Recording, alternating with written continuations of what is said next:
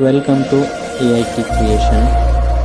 ಇಂದಿನ ವಿಡಿಯೋದಲ್ಲಿ NDDB ಮತ್ತು ಕಹಾಮ ಸಹಯೋಗದಲ್ಲಿ ಅಭಿವೃದ್ಧಿಪಡಿಸಿರುವ NDDB AMCS 10 ವರ್ಷನ್ನಿಂದ 11.1 ವರ್ಷನ್ಗೆ ಯಾವ ರೀತಿಯಾಗಿ ಅಪ್ಡೇಟ್ ಮಾಡಬೇಕು ಅನ್ನೋದನ್ನು ಈ ಒಂದು ವಿಡಿಯೋದಲ್ಲಿ ನಾವು ನೋಡೋಣ.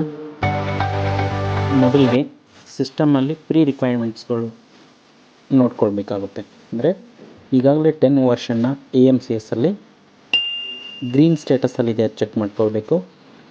ಹಾಗೆ ಇಂಟರ್ನೆಟ್ಟು ಕನೆಕ್ಷನಲ್ಲಿರಬೇಕು. ಈಗಾಗಲೇ ನಾವು 10 ವರ್ಷನಲ್ಲಿ ಏನು ಡಿವೈಸ್ ಕಾನ್ಫಿಗರೇಷನಲ್ಲಿ ಡಿವೈಸಸ್ಗಳನ್ನ ಕನೆಕ್ಟ್ ಮಾಡಿರ್ತೀವಲ್ಲ, ಅವುಗಳನ್ನ ಯಾವುದಕ್ಕೂ ಒಂದು ಸ್ನ್ಯಾಪ್ ತೆಗೆದು ಇಟ್ಕೊಳ್ಳೋದು ತುಂಬ ಒಳ್ಳೆಯದು. ಇನ್ ಕೇಸ್ ಏನಾದರೂ ಅಪ್ಡೇಟ್ ಆದ ನಂತರ ಡಿಸ್ಕನೆಕ್ಟ್ ಏನಾದರೂ ಆದರೆ ಅನುಕೂಲ ಆಗ್ತದೆ. ಇವಾಗ AMCS 10 ವರ್ಷನ್ ಕ್ಲೋಸ್ ಮಾಡ್ಕೊಳ್ತಾ ಇದ್ದೀನಿ.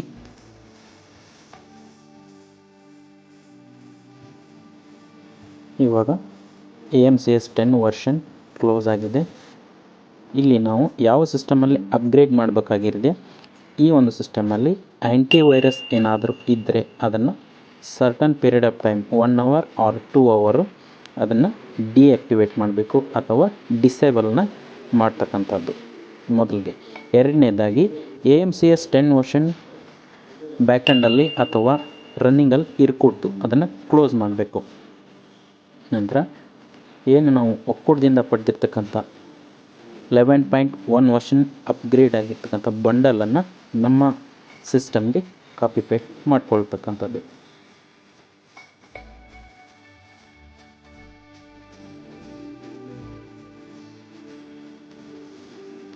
ಇವಾಗ ಸ್ಟೆಪ್ ಬೈ ಸ್ಟೆಪ್ ಯಾವ ರೀತಿಯಾಗಿ ಅಪ್ಡೇಟ್ ಮಾಡಬೇಕು ಅನ್ನೋದನ್ನು ಇವಾಗ ನೋಡೋಣ. ಮೊದಲಿಗೆ ಅಪ್ಡೇಟರ್ 11 ವರ್ಷನ್ ಫೋಲ್ಡರ್ನಲ್ಲಿ ನಾವೇನು AMCS ಅಪ್ಡೇಟ್ 2 ಮತ್ತು ಯೂನಿಯನ್ ಬಂಡಲ್ನ ತಗೊಂಡಿದ್ದೀವಿ. ಅದರಲ್ಲಿ ಮೊದಲಿಗೆ ಸ್ಟೆಪ್ 1 ಯೂನಿಯನ್ ಬಂಡಲನ್ನು ಎಕ್ಸ್ಟ್ರಾಕ್ಟ್ ಮಾಡ್ಕೊಳ್ಬೇಕು. ಎಕ್ಸ್ಟ್ರಾಕ್ಟ್ ಆಲ್ ಅಥವಾ ಎಕ್ಸ್ಟ್ರಾಕ್ಟ್ ಏರ್ ಅಂತ ಇರುತ್ತೆ. ಸೊ ಎಕ್ಸ್ಟ್ರಾಕ್ಟ್ನ ಕ್ಲಿಕ್ ಮಾಡಿ. ಎಕ್ಸ್ಟ್ರಾಕ್ಟ್ ಆದ ನಂತರ ಒಟ್ಟಿಗೆ ಈ ಫೋಲ್ಡ್ರಲ್ಲಿ 5 ಫೈಲ್ಗಳನ್ನ ನಾವು ಕ್ರಿಯೇಟ್ ಮಾಡ್ಕೊಳ್ಬೇಕಾಗ್ತದೆ. ಯೂನಿಯನ್ನಿಂದ ಬಂದಿರತಕ್ಕಂಥ ಬಂಡಲ್ ಎಕ್ಸ್ಟ್ರಾಕ್ಟ್ ಆದ ನಂತರ ಏನು ನಾವು 10 ವರ್ಷನ್ನಲ್ಲಿ ರೀಸೆಂಟಾಗಿ ಕ್ಲೋಸ್ ಮಾಡಿರ್ತೀವ ಬ್ಯಾಕಪ್ ಫೈಲ್ ಇರುತ್ತೆ, ಜಿಪ್ ಫೈಲ್ನ ಕಾಪಿ ಮಾಡ್ಕೊಳ್ಬೇಕು. ರೀಸೆಂಟ್ ಫೈಲ್ನ ಕಾಪಿ ಮಾಡಿಕೊಂಡು AMCS 11 ಅಪ್ಡೇಟರ್ ವರ್ಷನ್ ಫೋಲ್ಡರಲ್ಲಿ ಹಾಕ್ಕೊಳ್ಬೇಕು. ನಂತರ ಏನು AMCS ಆಲ್ರೆಡಿ 10 ವರ್ಷನ್ ಇನ್ಸ್ಟಾಲಲ್ಲಿ AMCS ಆ್ಯಪ್ ಒಳಗಡೆ AMCS CFG ಹಾಗೂ AMCS 10 JRF ಹಾಗೂ ರಿಸೋರ್ಸ್ ಫೈಲ್ಗಳಿರ್ತವೆ. ಈ 3 ಫೈಲ್ಗಳನ್ನ ಸೆಲೆಕ್ಟ್ ಮಾಡಿ ರೈಟ್ ಕ್ಲಿಕ್ ತಗೊಂಡು ಕಂಪ್ರೆಸ್ ಫೈಲಾಗಿ ಮಾಡ್ಕೊಳ್ಬೇಕು.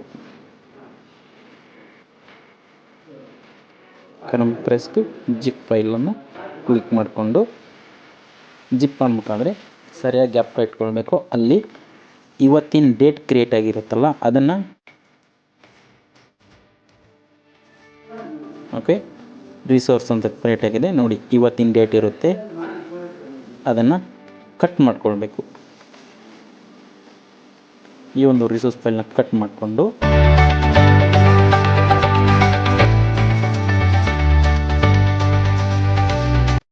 AMCS 11 ವರ್ಷನ್ ಪೇಸ್ಟ್ ಮಾಡ್ಕೊಳ್ಬೇಕು. ಇವಾಗ ತಾವಿಲ್ಲಿ ನೋಡ್ಬೋದು 5 ಫೈಲ್ಗಳನ್ನ ನಾವು ಕ್ರಿಯೇಟ್ ಮಾಡ್ಕೊಳ್ತಾ ಇದ್ದೀವಿ. ಅಪ್ಡೇಟ್ನ ಇವಾಗ ಮಾಡಬೇಕು. ಯಾವ ರೀತಿ ಮಾಡೋದು ಅಂತ ತೋರಿಸ್ತಾ ಇದ್ದೀನಿ ನೋಡಿ. ನಾವು ಇಟ್ಟಿರ್ತಕ್ಕಂಥ AMCS 11 ವರ್ಷನ್ ಫೈಲಲ್ಲಿ ಈ ಒಂದು ಫೋಲ್ಡರಲ್ಲಿ ಯಾವುದೇ ಕಾರಣಕ್ಕೂ ಸ್ಪೇಸ್ ಇರಬಾರ್ದು, ಅದನ್ನೊಂದು ಗಮನದಲ್ಲಿ ಇಟ್ಕೊಳ್ಳಿ. AMCS ಅಪ್ಡೇಟ್ 2 ಅನ್ನು ರೈಟ್ ಕ್ಲಿಕ್ ಕೊಡೋದು ರನ್ ಆ್ಯಸ್ ಎ ಅಡ್ಮಿನಿಸ್ಟ್ರೇಟರ್ನ ಮಾಡಿ. ವಿಂಡೋಸ್ 11 ಆಗಿದ್ದರೆ ಪರ್ಮಿಷನ್ ಕೇಳುತ್ತೆ, ರನ್ ಎನಿವೇ ಕೊಟ್ಟರೆ ರನ್ ಆಗುತ್ತೆ.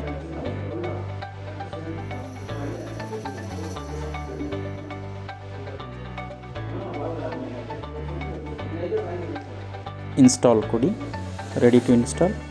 ಓಕೆ.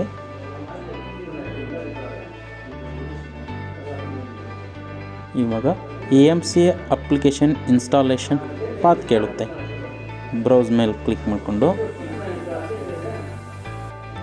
ಡಿ ಡ್ರೈವಲ್ಲಿ ಇನ್ಸ್ಟಾಲ್ ಆಗಿರುತ್ತಲ್ಲ ನಮ್ಮ AMCSಲ್ಲಿ, ಇಲ್ಲಿ ತಾವು ನೋಡ್ಬೋದು AMCS.exe ಫೈಲ್ ಇರುತ್ತೆ.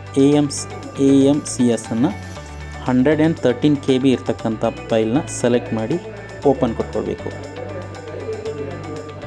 ನಂತರ DCS ಕೋಡು, ಈಗ ಆಲ್ರೆಡಿ ನಾವು ಲಾಸ್ಟ್ ಫೈಲ್ ತೊಗೊಂಡಿರ್ತೀವಲ್ಲ ಕಾಪಿ ಪೇಸ್ಟು, ಅಲ್ಲಿರ್ತಕ್ಕಂಥದ್ದನ್ನು ಆ ಒಂದು ನಂಬರನ್ನು ಕೋಡನ್ನು ಇಲ್ಲಿ ಎಂಟ್ರಿ ಮಾಡ್ಕೊಳ್ಬೇಕು. ಈಗ do you have a update bundle ಅಂತ ಕೇಳುತ್ತೆ. ನಮ್ಮ ಹತ್ರ ಆಲ್ರೆಡಿ ನಾವು ಎಕ್ಸ್ಟ್ರಾಕ್ಟ್ ಮಾಡ್ಕೊಂಡಿರ್ತಕ್ಕಂಥ ಫೋಲ್ಡರ್ ಇರುತ್ತಲ್ಲ, ಅದನ್ನು ಸೆಲೆಕ್ಟ್ ಮಾಡ್ಕೊಳ್ಬೇಕು. ಜಿಪ್ ಫೈಲ್ನ ಯಾವುದೇ ಕಾರಣಕ್ಕೂ ಸೆಲೆಕ್ಟ್ ಮಾಡ್ಕೋಕೂಡ್ದು.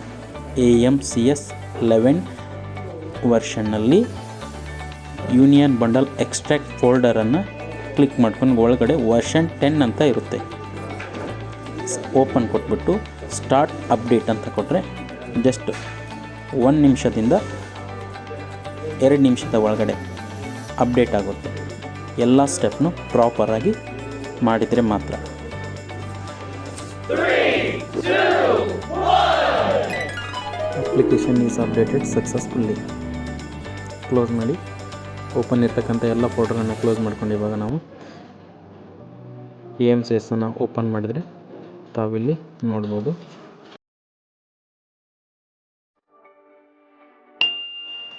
.1 ವರ್ಷನ್ ಅಪ್ಡೇಟ್ ಆಗಿದೆ. ನೆಕ್ಸ್ಟ್ ವಿಡಿಯೋದಲ್ಲಿ ಏನೆಲ್ಲ ಚೇಂಜಸ್ಗಳಾಗಿದ್ದಾವೆ 11.1 ವರ್ಷನ್ನಲ್ಲಿ ಅನ್ನೋದನ್ನು ನೋಡೋಣ.